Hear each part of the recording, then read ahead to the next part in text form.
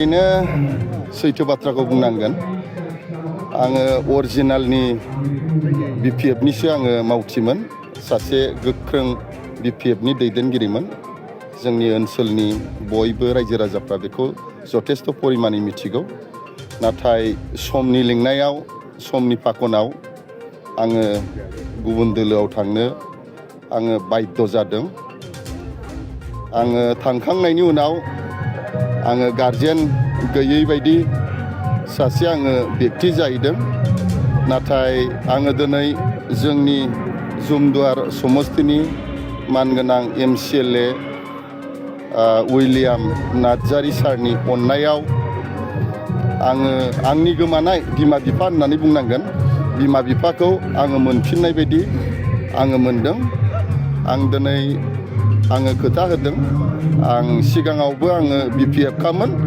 समनि फाखनाव आङो गुबुन दोलोआव थांनो आङो गोनां जादों। नाथाय आङो दिनै सारनि अननायाव आरो जोंनि ओनसोलनि प्राइमारि दैदेनगिरिफोरनि अननायाव आङो दिनै आंनि गोमानाय जायगाखौ आङो मोनफिनबाय। आङो बेखौनो फोरमायदों। नोंथाङा दा बिपिएफनि जाना माबायदि खामानि मावो? आङो जेसेबां हायो आङो आंनि लोगोफोरखौ लानानै आरो ब्लकनि आरो प्राइमारिनि दैदेनगिरि बिथांमोनजों थाफानानै जेसेबां हायो आङो मावनो सेस्था खालामगोन।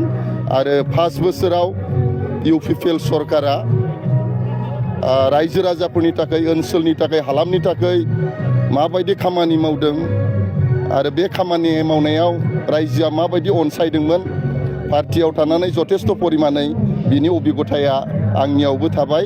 बेनिखायनो रायजोनि सिगाङाव सम मोनोब्ला आङो बेखौ फोरमायनो होननानै थामथिम। नोंथाङाथ' सासे मोजां दैदेनगिरिमोन, बेजों लोगोसे नोंथाङा गोबां मददगिरिफोर दंमोन। दा बिथांमोनाबो नोंजों फैबाय नामा?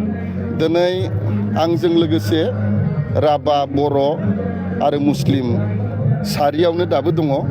गैथाराब्लाबो जोङो 200-200 जनसिम जोंनि लोगोफ्रा, जोंनि दैदेनगिरिफ्रा